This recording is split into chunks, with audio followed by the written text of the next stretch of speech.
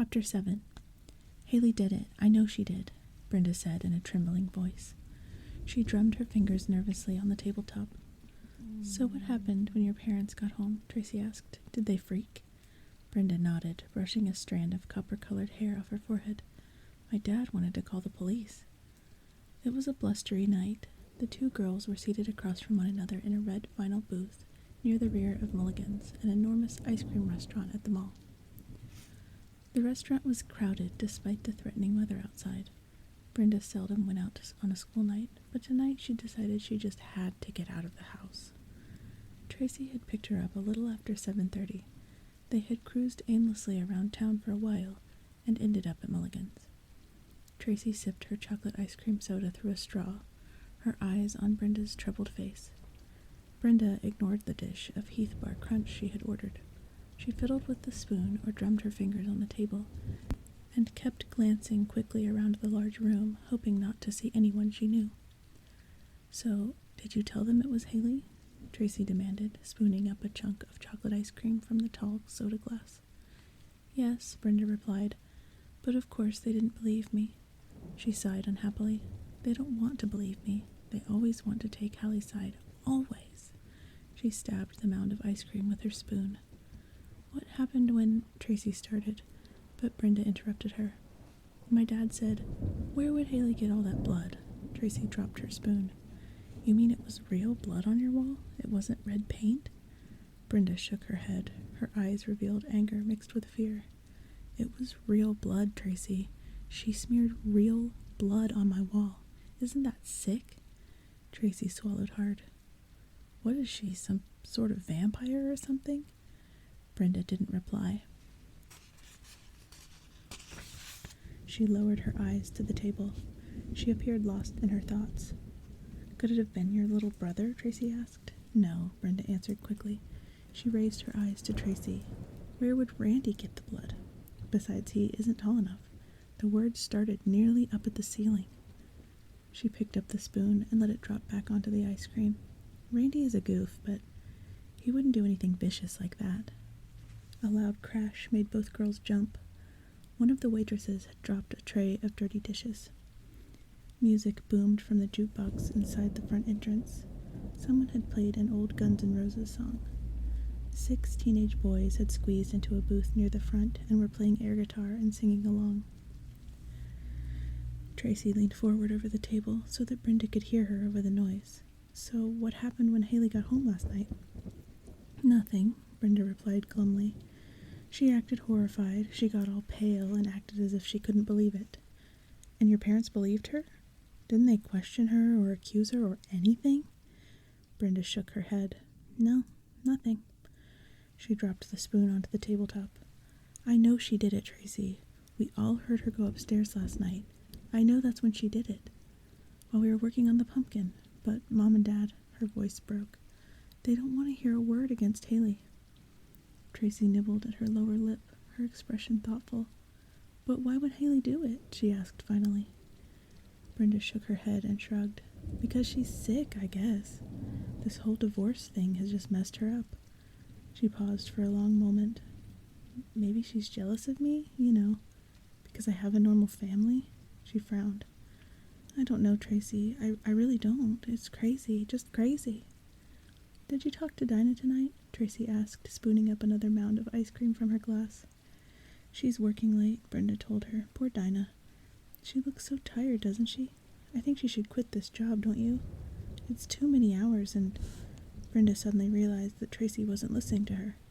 Tracy was staring over Brenda's shoulder, her face frozen in wide-eyed shock. I don't believe it, Tracy cried shrilly. Chapter 8. Brenda pulled herself up and craned her neck to see what Tracy was staring at. The booths along the back wall were all filled. In one booth, an elderly couple were sharing an enormous banana split. In the next booth, a mother was reaching across the table with a napkin, trying to wipe the chocolate smears off a little boy's chin. When Brenda saw the couple in the corner booth, she cried out too. She could only see the back of the girl's head, but she could recognize Halley's disheveled blonde hair at once. She could see the boy's smiling face clearly. Halley and Noah. They had tall soda glasses in front of them. They were holding hands across the table. Noah had a goofy, dreamy look on his chubby face. "I don't believe it," Tracy cried again, her voice rising over the distorted electric guitars from the jukebox. "Tracy, what are you doing?" Brenda cried. But before Brenda could stop her, Tracy had slid out of the booth and was making her way quickly toward the corner booth, her hands clenched into tight fists at her sides. "Oh, wow," Brenda thought unhappily. "I guess I should have warned Tracy about Halley and Noah, but I didn't know. I really didn't know they were actually seeing each other." Brenda pushed herself up from the booth and reluctantly followed Tracy. "Does that mean that Halley has forgotten about Ted?" Brenda wondered. "Why is she only interested in my boyfriend and my friend's boyfriend? Doesn't she realize how sick that is? Doesn't she care?" By the time Brenda reached the corner booth, Noah's face was bright red. He was holding up both hands as if trying to shield himself from Tracy's wrath. "I was going to call you," he was shouting. "Really, Tracy, I was going to call you." Brenda turned to Halley, expecting her to be embarrassed. After all, here she was, sneaking out with Tracy's boyfriend. But, to Brenda's surprise, Halley's features were drawn tight in anger. Tracy, her silvery eyes wild with fury, tossed her black hair behind her head. "I don't believe this, Halley," she cried, turning away from Noah. "I don't believe that you—" "Whoa," Halley said calmly, raising one hand in a stop signal. "What's your problem, Tracy?" "Huh? My problem?" Tracy sputtered. "My problem is that you are sitting here, holding hands with Noah, and he's my boyfriend," Tracy blurted out, her hands flying up in the air. Brenda lingered a few feet back. She saw that the old couple had put down their spoons and were staring at this angry drama in the corner booth. "I didn't force Noah to come here with me," Halley said smugly. Halley. "I was going to call you," Noah repeated, his face still bright red. "It's not like you own him," Halley told Tracy. "I'm sorry, I keep switching the name. Can't keep it straight for some reason." Tracy opened her mouth wide to reply, but no sound came out. Standing behind Tracy, Brenda shoved her hands into her jean pockets, feeling really embarrassed. Half the restaurant was staring at them now. "I really was going to call you," Noah said. "That's so lame," Tracy told him, rolling her eyes. "Don't ever call me again, Noah." She flashed Halley a dirty look, then spun around and stormed back to the booth. Dropping a $5 bill on the table with a trembling hand, she grabbed up her jacket and headed quickly for the exit. Brenda hurried after her. "Tracy, wait up." A few seconds later, they were out in the parking lot, walking quickly toward Tracy's car. "Wait up," Brenda repeated, lowering her head against the cold, gusting wind. The sky was gray and starless. The wind carried cold drops of rainwater. Somewhere in the far distance, thunder rumbled. "I wanted to pour that soda over her head," Tracy said through clenched teeth. "I really did."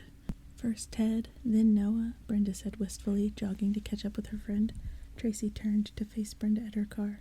"Your cousin is really messed up," she said heatedly. The pale parking lot lights reflected the anger in her eyes.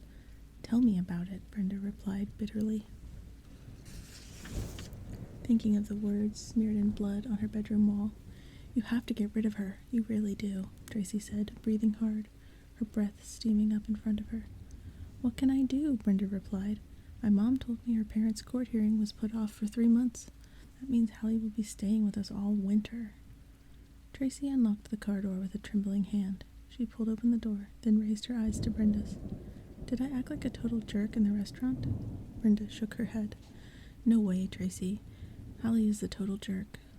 "Don't leave Noah out," Tracy said bitterly. "They're both total jerks," Brenda replied. "Who needs him?" Tracy declared, but her trembling voice revealed how upset she was. She drove Brenda home in silence. "Call you later, maybe," she said. "Yeah, later," Brenda told her. She slammed the car door and, lowering her head against the cold drizzle of rain, began to run up the driveway. Tracy's tires squealed over the damp pavement as she roared away. Brenda was nearly to the front stoop when she realized her little blue Geo was gone. She stopped short and stared at the empty driveway. "Has it been stolen?" she wondered. The front door swung open. Her father appeared in a square of yellow light from the hallway. "I thought I heard someone out here," he said. "Dad, my car!" Brenda cried, pointing to the dark, empty driveway. Halley took it, he told her, holding open the glass storm door, motioning for her to get inside. Come in, Brenda, it's raining. Shivering, Brenda stepped past him into the brightness of the hallway. What do you mean Halley took it? Mr. Morgan helped her tug off her jacket. She borrowed it, her mother said, appearing in the living room doorway, a mug of tea in her hand. Huh? Brenda reacted with surprise. She said you said it was okay, Mrs. Morgan said. But that was last night, Brenda protested. I really didn't... Brenda, Mr. Morgan cut in sharply, I hope you're not going to make a scene about this, after last night. What about last night? Brenda snapped. You weren't using the car, Mrs. Morgan said, and Halley needed it, so I didn't see any harm in letting her take it, she frowned. Brenda, it's not like you to be so selfish. You're really not being nice to your cousin, Mr. Morgan added, staring hard at Brenda. He had a pudgy round face with thinning red hair on top and the same penetrating green eyes as Brenda's. Brenda began to sputter a reply, but caught herself. I have to go upstairs and change, she said. I'm really chilled. Halley said she'd bring the car back early, Mrs. Morgan called as Brenda started up the stairs. She just had a study date. I know, I saw her, Brenda muttered. Brenda, wait, her father called. Brenda stopped and turned around halfway up the stairs. I have an apology to make, he said, his expression troubled as he stared up at her. He suddenly looked much older to Brenda. She felt a pang of sadness, seeing the age lines at the corner of his eyes, the gray among the red, thinning hair. The guy who was supposed to come today, her father said, to remove the wallpaper and paint your room. He didn't show up. He's coming tomorrow, he promised me. You mean, Brenda started, her throat catching. The words. They're still there, Mr. Morgan said regretfully. If you would rather sleep downstairs on the couch tonight, I'd understand. I still think you should have called the police, Mrs. Morgan cut in, holding the steaming mug of tea in both hands. Someone definitely broke into this house and vandalized Brenda's room. Brenda sighed. She didn't feel like starting this argument all over again. I'll sleep in my room. It's okay, she said, and hurried up the rest of the stairs. Oh, by the way, Ted called, her mother said. Brenda turned again. What did you say to him? Shh, you'll wake up your brother, Mrs. Morgan scolded, raising a finger to her lips. What did you say to Ted? Brenda demanded. Just that you were out, her mother replied defensively. That's all. What was I supposed to say? That's fine, Brenda told her and made her way to her room. The ugly, scrawled words greeted her as she clicked on the ceiling light. They had faded to a dark brown. Forcing herself to look away, Brenda changed into a long flannel nightshirt, tossing her clothes onto the chair by the closet. The jack-o'-lantern they had carved the night before grinned at her from the corner of her desk. It reminded her of her Halloween party. I've got to get busy on it, Brenda thought. It's less than 2 weeks away and I haven't done a thing. She thought of giving Ted a call, but changed her mind. Maybe she'd see him in school tomorrow. Am I still furious at him? She asked herself. She couldn't decide. She made her way downstairs and pulled a can of Coke from the refrigerator. Then she returned to her room to do some homework. She heard Halley come in about an hour later, voices downstairs, her father laughing, Halley talking excitedly. Brenda quickly closed her door. I certainly don't want to see Halley again tonight, she thought. She yawned and glanced at the clock. A few minutes past 11, she decided to go to bed. She turned out the light. Then, as she pulled down the covers, the jack-o'-lantern on the desk across the room caught her eye. In the gray light of her bedroom window, it grinned at her. An evil grin, Brenda decided. A very evil grin. She shuddered. You're not going to grin at me like that all night, she said aloud. Padding barefoot across the shag rug, Brenda grabbed the pumpkin with both hands and turned it until it faced the wall. Then she crept back to bed and pulled the covers up to her chin. Outside the window, the wind howled, sending sheets of rain pattering against the glass. A flash of jagged lightning cast the room in a brief silvery glow. The scrawled letters in the wall seemed to pop out at her, then quickly fade as the lightning faded. Brenda closed her eyes, shutting out the ugly wall. She thought about Ted. She tried to remember all the fun times they'd had, but her mind kept bringing back the picture of him in the car, Halley's blonde hair over his face as they kissed in her driveway. I'll never forgive you, Ted, she thought. Or maybe I will. I don't know. I've got to get to sleep, she told herself. propping up the pillows and sliding onto her back. "I'll be a wreck tomorrow. I really have to turn off my mind so I can fall asleep." She forced her eyes closed, but a loud crack of thunder startled them open again. Got to get to sleep. Got to get to sleep. Something across the room caught her eye. Something moved. She raised her head on the pillow, squinting into the darkness. As she stared, she saw it move. The pumpkin. It began to turn. Brenda stared in wide-eyed horror as the pumpkin, half in shadow, half in gray light from the window, slowly turned. As its face rotated into view, its sharply cut features began to glow. The triangular eyes, the crooked nose, the jagged, toothsome grin, all glowed orange-yellow, as if an invisible candle had been lit inside. "No!"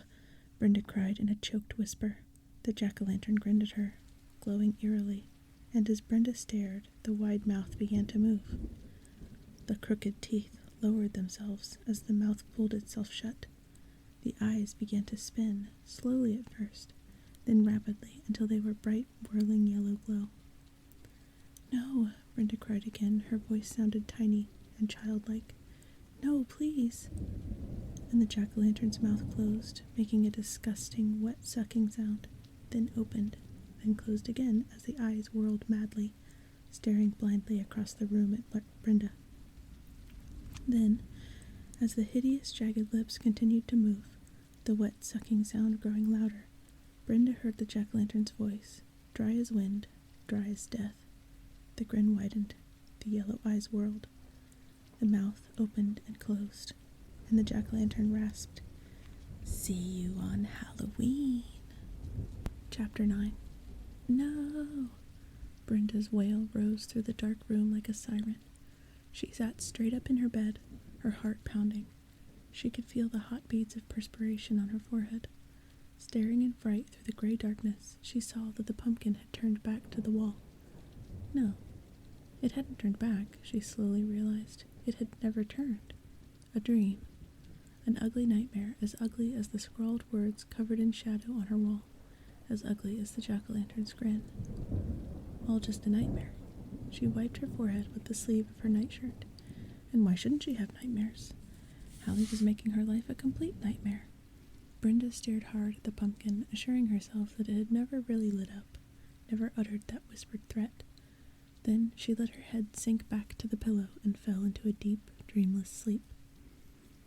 "We still have a date to the homecoming dance," Ted said. "Huh?" Brenda's reaction was surprise mixed with anger. "Are you kidding me?"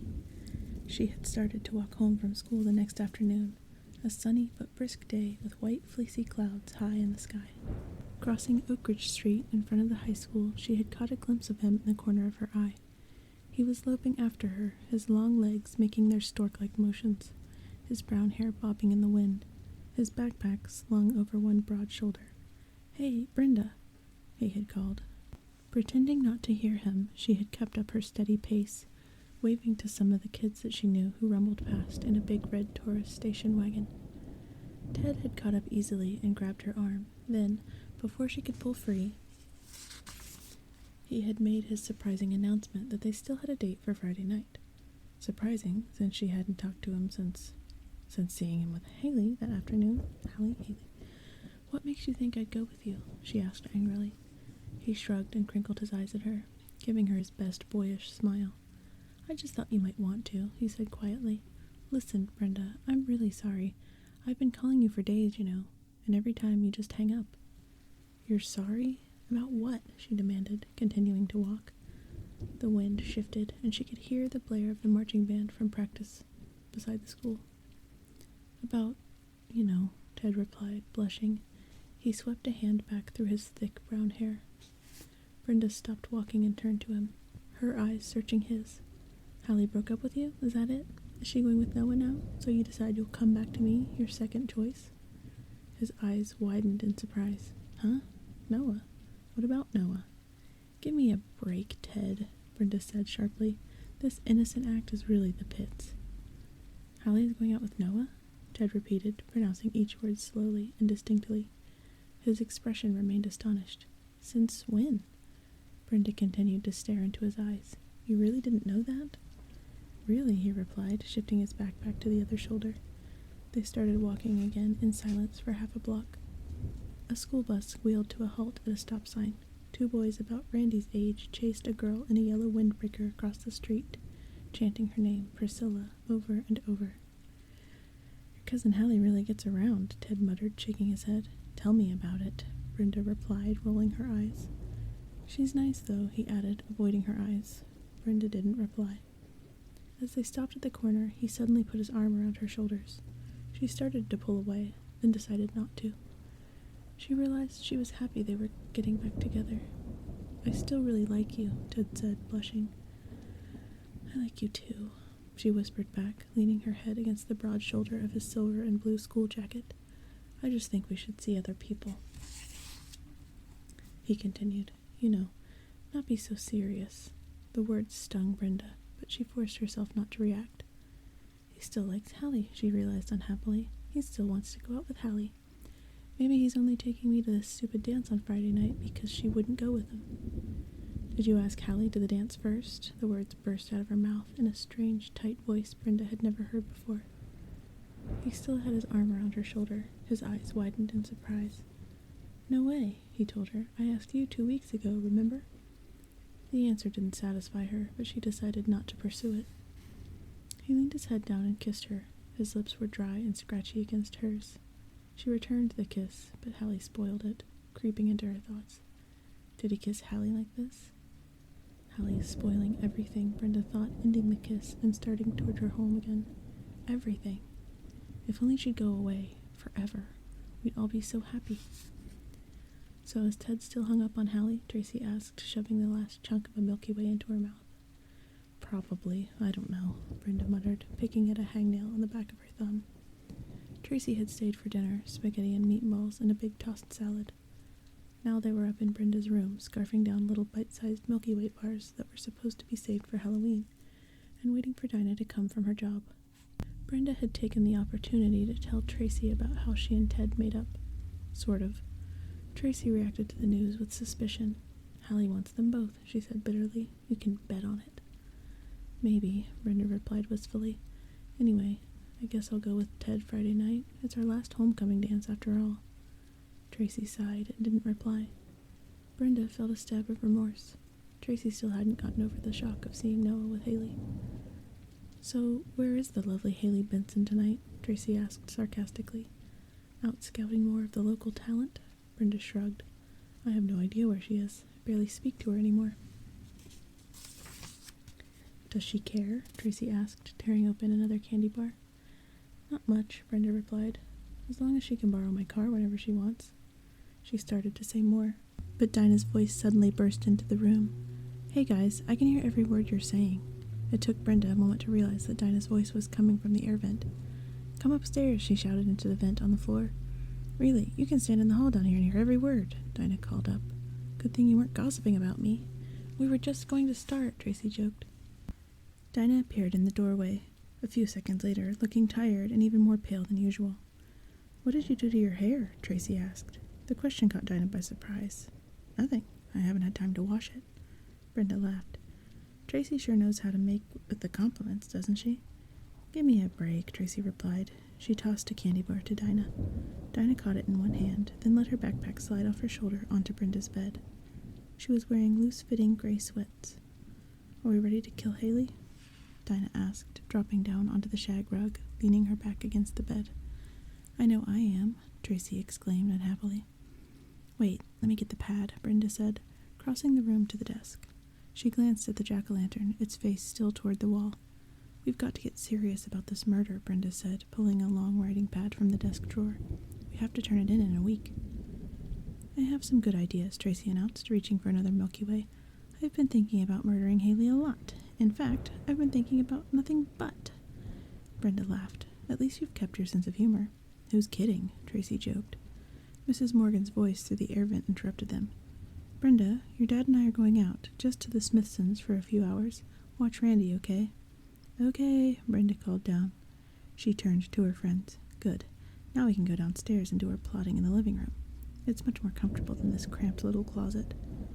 At least you've got nice white walls now, Dinah said as they collected their things and headed for the stairs. Yeah, the guy came and did everything, Brenda said, glancing at the wall where the bloody words had been scrawled. Now it's just like new, except that in her mind she could still see the ugly words, and probably always would. They settled in the living room, Brenda and Tracy on the couch, Dinah in the big armchair across from it. Dinah pulled off her sneakers and turned sideways in the big old chair, her long legs hanging over one padded chair arm. So, what are your ideas? Brenda asked Tracy. How does Halley get it? Tracy snickered. She raised her hands and squeezed them together as if she were choking someone. She gets strangled? Brenda cried. I love it. Tracy shook her head. No, forget strangling. It's too good for her. Maybe we should hang her, Brenda suggested. We could have her tied up and... I think we should change our victim's name, Dinah interrupted, frowning. You and Tracy are taking this too seriously. You're starting to scare me. Tracy laughed. You think we really want to murder Halley? Dinah nodded. Yeah, you're giving me the creeps. Let's stick to stabbing, Tracy said, changing the subject back. It's a Halloween party, see? Everyone is in costume. Right, Brenda agreed, writing quickly on the pad. Halley is in her gorilla costume. I'm a clown, Dinah's a monk, and... She raised her eyes to Tracy. What's your costume going to be? A peacock, Tracy revealed, grinning. Brenda and Dinah reacted with surprise. I got these great peacock feathers, Tracy explained, her eyes lighting up, and I've made this great-looking peacock tail. I found a bird mask in a store, and I'm going to sew... Dinah groaned. You and Brenda are so creative. You really make me sick. Okay, so you're a peacock, Brenda said impatiently, scribbling on the notepad. Let's stick to our murder. Which one of us is going to stab Halley? Mrs. Ryland said it should be the least likely suspect, Dinah recalled. It should be the person you'd never suspect. Well, I guess that's you, Brenda told Dinah. I mean, Tracy and I have good reasons for hating Halley, but you don't, so you should be the murderer. Dinah reached up and scratched the bottom of her foot through the white sock. Yay, she cheered. I'm a murderer.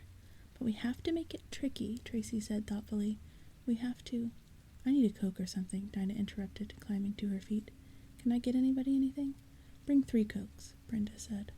Dinah disappeared toward the kitchen. The front door opened, startling Brenda and Tracy. Halley entered and wiped her sneakers on the mat. Hi, guys, she called, poking her head into the living room. Without waiting for a reply, she turned and hurried up the stairs.